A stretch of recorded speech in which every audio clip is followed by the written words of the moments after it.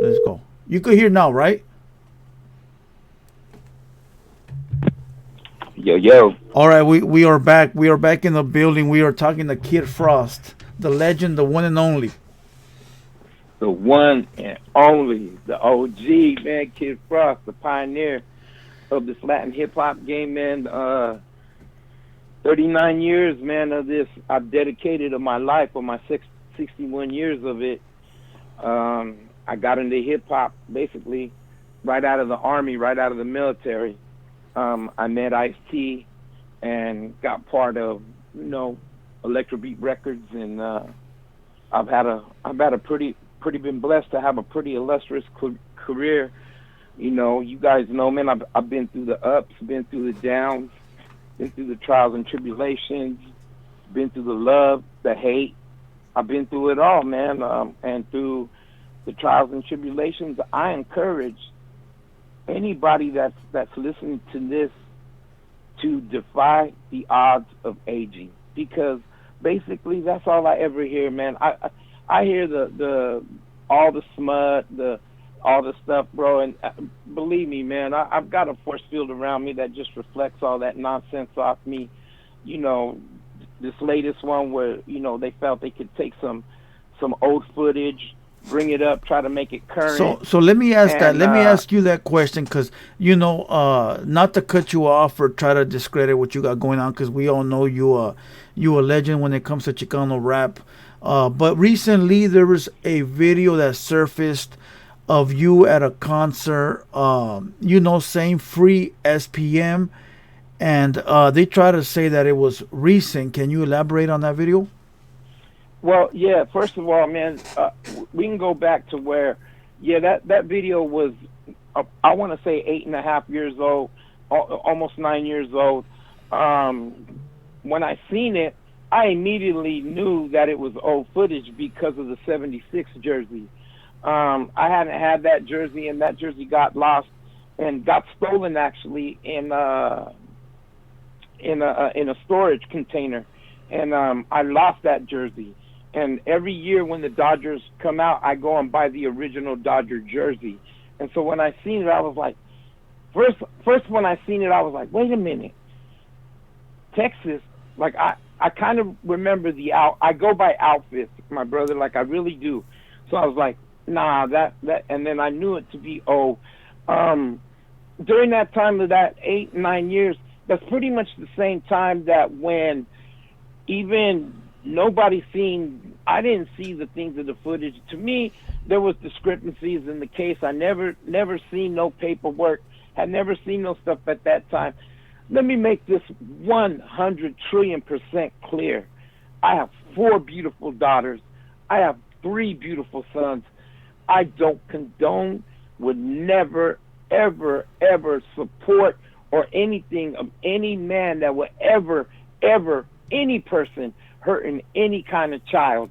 So let's just put that out there right now, then and there. But for cats to do that, what hurts me the most is that I just got signed to Warner. I just got taken to the state capitol and for the 50th anniversary of hip hop. Got signed to Warner Records. I got a brand new record out, Take Me for a Ride, with me, Little Rob, and Bash. That's almost 500,000 views. I see these dudes on every other of these platforms, and these same cats, and they're hyping and promoting and pumping everybody up. I'm at almost 500,000 views in 3.5 something weeks. And then this is the feather that they want to bring out of the old footage. This is the reason why our gente and our raza can't come up, my brother. It's a can of worms effect. As soon as one of us come up, the other one's, nah, Salas, yes, nah, he ain't it. That ain't the guy. He ain't the one. He'll never be. And that's what we do, dog. We bring each other down. We'll never, ever come nowhere in this game unless we come together and start backing each other up. Fuck me, dog. I'm an old-ass dinosaur relic of it. I'm looking at the future of you guys already coming up and bringing up. You guys are saying this is the moment. Guess what? In the 90s, we did the same thing, and we called it the brown wave. And it was the same thing in the end because of our bickering, our jealousies, our enviousness, our not backing each other up, our gentes that were in the background, you know, that had opportunities back then to help each other and not doing it. When we were up there, there was only one person at that time saying Chicano, brown and proud. Nobody was saying it. Nobody wanted to do it. Nobody was really even in that realm of it.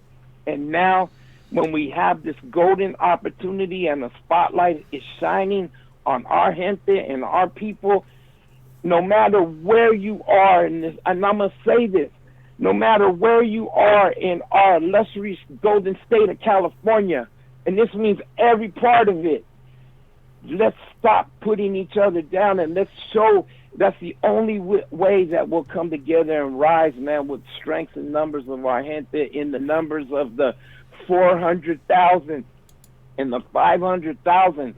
My people, if it's gente that's listening right now, you are the ones that made Ice Cube platinum.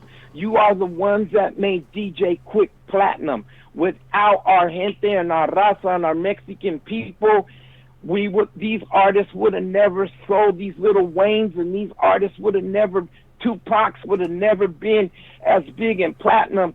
Mexicans made these artists go platinum. Now, why can't, as our gente and raza, do the same thing for all of us, man? For all of us. If we back each other up and we support each other, everybody, from here to Homestead, Florida, it's a lot of gente and a lot of raza. Instead of the arguing, the bickering, the jealousy, the hating, the hating. Man, okay, you don't like his rap. You don't like his thing. Guess what? You want to know why these artists, even Kwame, the blacks supported Hammer, Kwame, they supported their artists. They made it so that these artists could live, buy houses, raise families, and do this. I get it, man. We're in a competitive, you know, we come from a background of competition where we're always competing at each other. But we need to let that ideology go for a little while, because for 30 plus something years, it ain't worked. Yeah, facts. If something's broken in the wheel, we have to figure out a way to fix it.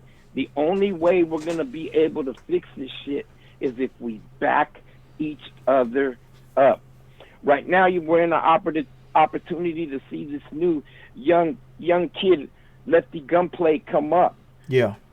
Regardless if we don't, it might not be your cup of tea. It doesn't matter right now. We need one. We just need one.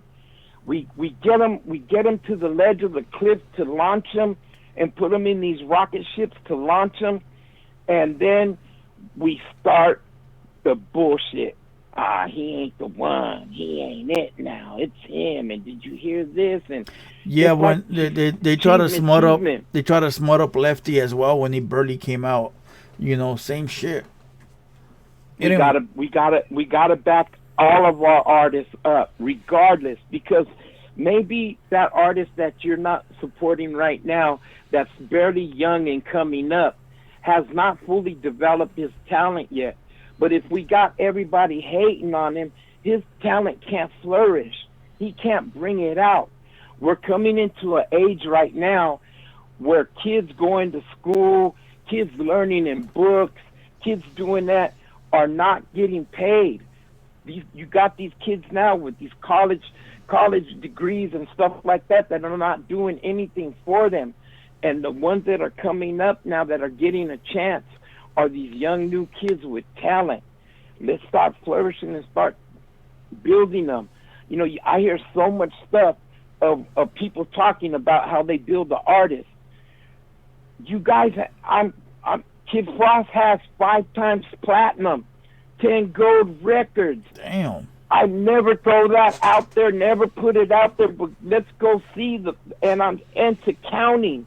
Now, what I want to see is that next artist, man. It can't be left in where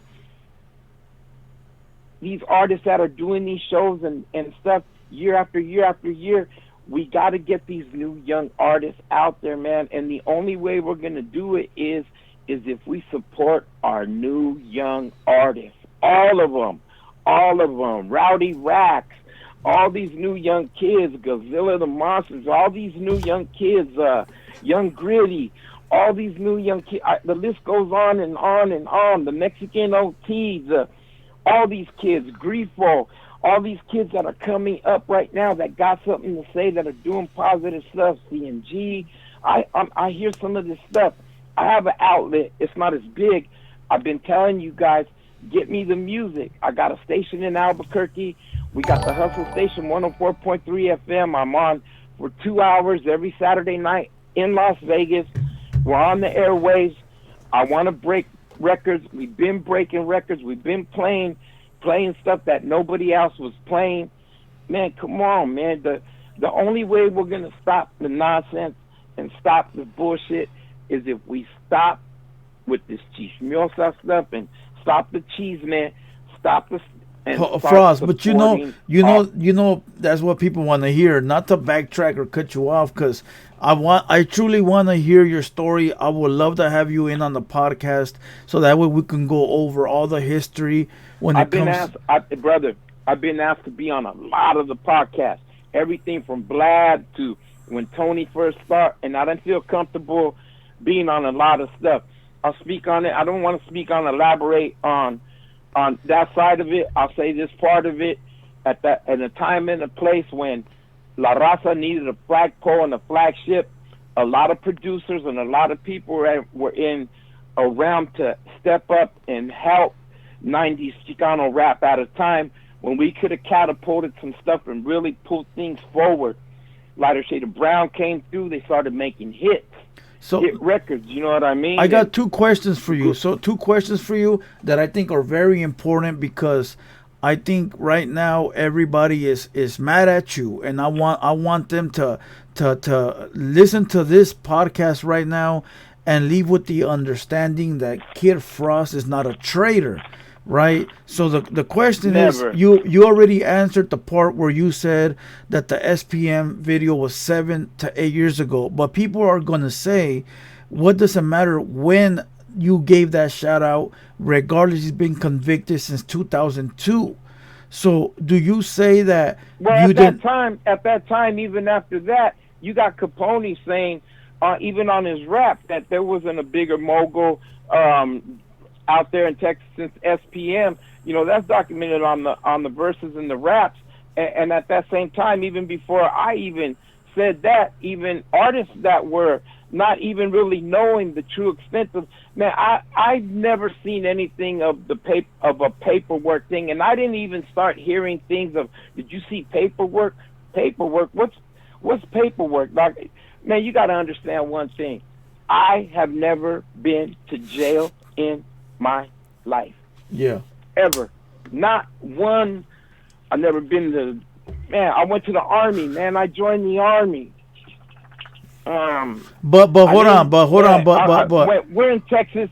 I'm not gonna say, okay, we say that I'm not supporting, but regardless, that man at all, regardless. Yes. But I am good friends with Lo G, Wangati, Carolyn, Rashid. I've known, you know, Dope House in out there doing shows and concerts and stuff from a way back, bro. Like, so. But I think.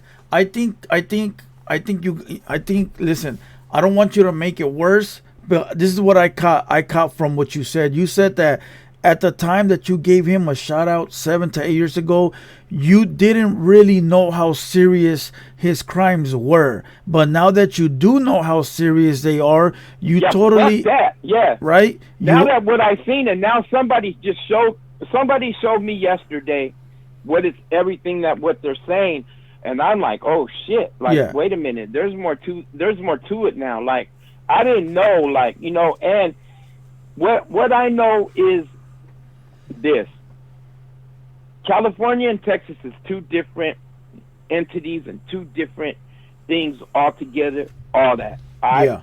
I I do not want anybody in this world, and let me say this again. Man, if I would have known then what I know now, I would have never. I would have. You think I would have said that? Hell no. Have you ever heard me even ever say anything out of pocket in a concert, in a show? No. It just don't go. I don't disrespect people. I don't do that. Man, is this an L? If you look at it in a way of the new millennials and these new young cats that want to throw subliminals, on the internet, absolutely, man. And would you wear that Al? Yeah, but you got to understand, man. You got to go back and look at every one of us in Chicano rap from that period. That if we so-called knew, but nobody really. Nobody, I think, knew or anybody had seen. We're gonna sum it up. Paperwork. We're gonna sum it up to the point that, look, when that video aired, you weren't really in tune with what happened. But now that you saw everything, guy's a piece of shit. You don't support S.P.M. and you don't support Dope House, correct? Nah. Okay. Now let's leave that there. Let's leave that there. And I just got one other question, because there's a podcaster out here that says that he's Chicano rap. He's one of the OGs of Chicano rap. He created Chicano rap. He helped out Chicano rap. We call him Transaz on here because he likes to rat on people, but you might know him as Tony A. Has he ever been a part of Chicano rap? Nah. I think the only thing that you could really even put a nickel on to say it was Chicano rap at that time was the I'm Your Puppet, which is taking an oldie loop and a sample, which, let's give him the credit for the production value of that. And at that time, I asked him, bro, I seen him in a bar in Hollywood, and I went up to him and I asked him to hook me up with one of them badass oldie tracks and stuff, and I never got one. I think at that time of what he was doing, to come back now after 20-something plus years and want to be part of what we were doing when we were dirty in the trenches, and nobody wanted to be associated with that flagpole Chicano rap, or they didn't think it was gonna be anything or was gonna blow up or do anything. If anybody even relays this or gets this out, or he's even hearing this, and I know, dude. But nah, let's be honest now, man. We're all being open and all being candid and all being real.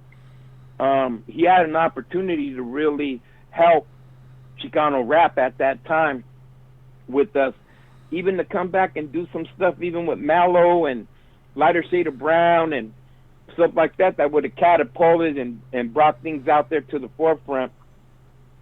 We didn't see you. Wow. So, wow. Man, he didn't. I don't think he really... One other question, did he film you for the Chicano rap DVD? Because you are one of the pioneers and the forefathers of the Chicano rap. Never. And you'll never see me on rodeo radio. Whatever the fuck that shit is. Nah, nah, bro. Great to hear. There's just too much stigma and too much stuff behind it more, man. And I'm not saying it because I'm on this podcast, because I'll go anywhere and say it. And in fact, people have talked to me about it, and they know that if they know, and if they know right now, I've said it, and I've said the same thing, bro. You weren't there, man. Where were you? Like I said, you could have really, you were dope on the beats, dope on the production. Why'd you wait so long, even to come out? And you had that studio in your house just sitting there for 20 plus years when you could have really been out there, even doing the Chicano mixtapes and coming out in the circuit. Coming out there lowriding and cruising with us out there on the boulevard and representing. Now, I have a personal this is the last question I'm going to ask you, and then we're going to leave the rest for hopefully someday you can come into the podcast. But this is a personal question I have. Who came first, you or MC Pancho? Come on now. Kid Frost, man, 19. Look at Kid Frost Rough Cut, 1984, man. The Latin Spice, always precise. Come on, man. My first record, man. I'm the original Evil 3 MCs with Ice-T, Rhyme Syndicate, dog. I won't say no more, bro. Okay. Anybody that knows our birth and our origin of it, when I heard that, I laughed, but come on, man. Okay, Come on. I didn't know, so I was schooled today. Okay, so I'll battle MC Poncho in a rap battle anywhere, any day, anytime, any place. you motherfuckers will have a heart attack and die on the spot, my boy. Boy, you better cut that out, boy. You better cut that out. You know, hey, is there any shout outs you want to give before we end this conversation? Absolutely. Shout out to my day ones, man. Of course, man, Tony G, everybody still that represents the original G Spot, which is now, you know, the Hennessy Lounge, Kiki, original ALT, of course, the foundation and family still strong. Want to shout out my son, Scoop DeVille, who's got a big record out right now with Asesino and Exhibit on Sony Mexico. For y'all don't know, man, we're on Warner Mex. Like I said, man, we got 500,000 views already. We're three and a half weeks with the brand new record. We're here in Atlantic, man. We don't involve ourselves in any negativity. It's all positive and everything on our end. Man, a lot of people say a lot of things, everything, man. But I'm telling you, man, we remain in the game just like a bloodstain, man. We here, man, for real. All right, all right, Frost. Thanks for calling in. We really do appreciate it. Love y'all, Royal. Man, I forgot Royal, man. I forgot all my San Diego ones, and man, come on, man, and to catch us, man. We start with Lowrider Magazine. You'll see us March 16th, San Antonio Lowrider Magazine Super Show. So, man, come on, let's go. We got 700 people in the building listening to you, my bro. So I appreciate the phone call. I'm gonna call you after so we could set up a date, see when you can come through and do an actual podcast. Sure. Yes. All right, Frost. Thanks for calling in, my guy. Thank you, brother. Thank you. Blue. Damn, son. Hey, hold on. Did I see somebody? Hold on. What? Did I see that? Any disrespect towards MC Pancho, delete it to the moderators and block them for 20 minutes. The OG had a lot to say. Salute to the OG.